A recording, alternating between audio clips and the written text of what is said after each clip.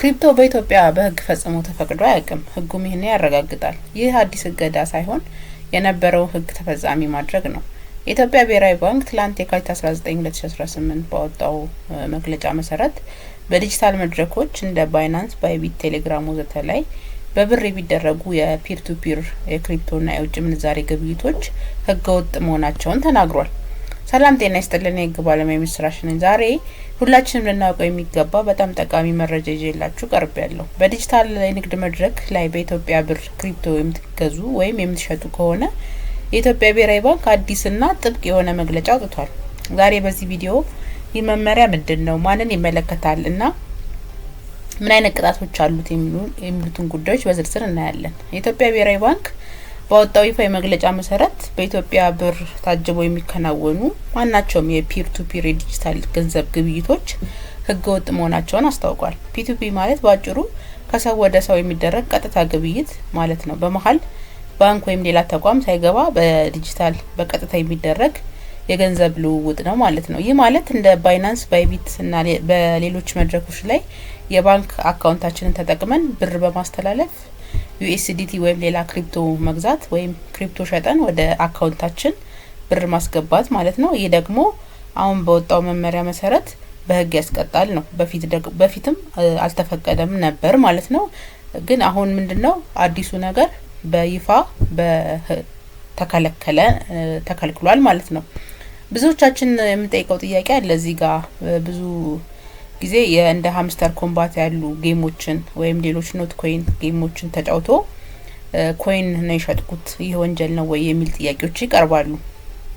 አሁን በወጣው መመሪያ መሰረት በኢትዮጵያ ብሩ የሚመነዘር ስለሆነ ከሆነ ችግር አለው ማለት ነው። ለምን ቢባል ያከፋፈሉ ሁኔታ ሃምስተር ኮምባት ለምሳሌ እንደ ጌሙ ስናየው የሰጣችሁ ኮይን ወደ ባይናንስ ባይቢት ካላካችሁ በኋላ ያንን ኮይን በፒ2ፒ ሌላ ሰው ነው የሚሸጠው።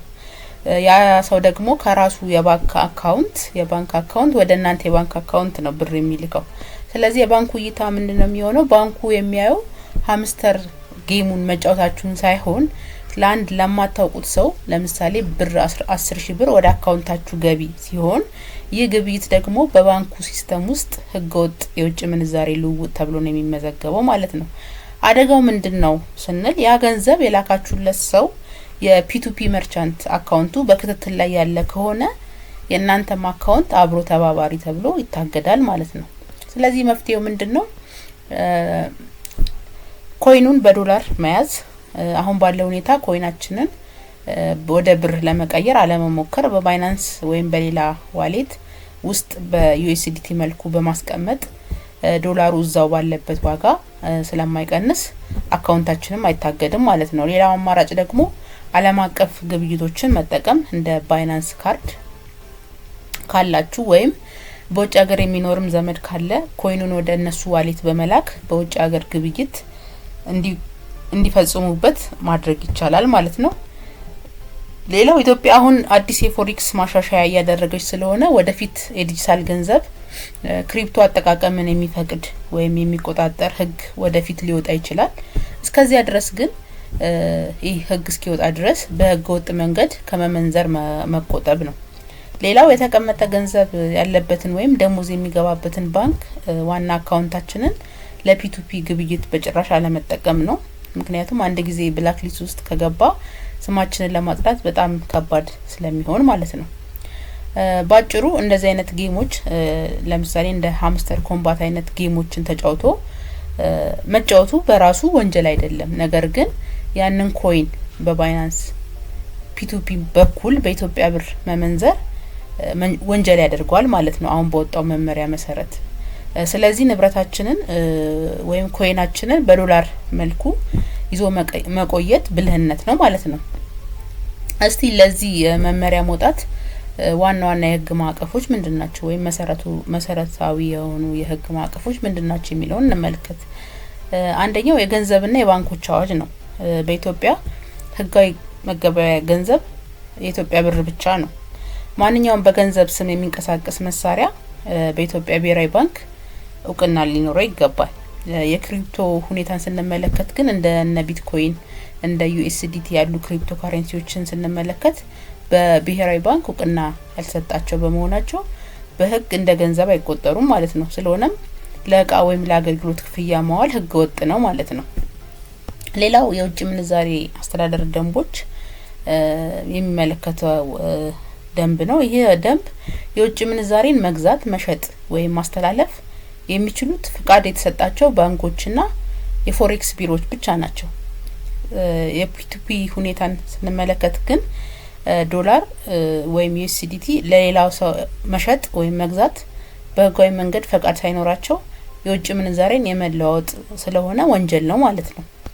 ሌሎቹ መመሪያዎች ምን አይነት ናቸው? የብሔራዊ ባንክ መመሪያዎችን ስናይ በቅርብ ጊዜ የወጣው መግለጫ የኢትዮጵያ ብሔራዊ ባንክ በቅርቡ ባወጣው መግለጫ በሁሉም የዲጂታል መድረኮች ላይ በኢትዮጵያ ብር የሚደረጉ የፒቱፒ ግብይቶች በግልጽ ተከልክሏል ማለት ነው።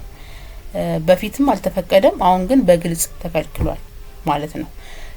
ይህ መመሪያ መጣስ እንደ ህገወጥ የውጭ ምንዛሬ ዝውውር ተቆጥሮ ከፍተኛ የገንዘብ መቀጮና የእስራት ቅጣት ያስከትላል ማለት ነው አሁን ላይ። ሌላው የህግ መሰረት ምንድነው? የፋይናንስ ተቋማት ቁጥጥር ህግ ነው። በኢትዮጵያ የፋይናንስ ዘርፍ ውስጥ ፈቃድ ሳይኖረው የሚሰራ ማንኛውም ተቋም ወይም አገልግሎት ህገ ወጥ ነው። የክሪፕቶ መድረኮችን ስንመለከት እንደነ ባይናንስ፣ ባይቢት ያሉ መድረኮች በኢትዮጵያ ብሔራዊ ባንክ ፍቃድ የሌላቸው በመሆናቸው በኢትዮጵያ ውስጥ ስራዎቻቸው ህገ ወጥ ናቸው ማለት ነው።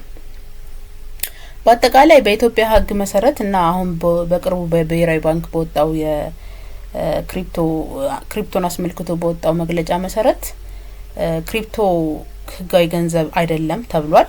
ያለ ፈቃድ የውጭ ምንዛሬ መለዋወጥ ወንጀል ነው ተብሏል እና የብሔራዊ ባንክ ፈቃድ የሌላቸው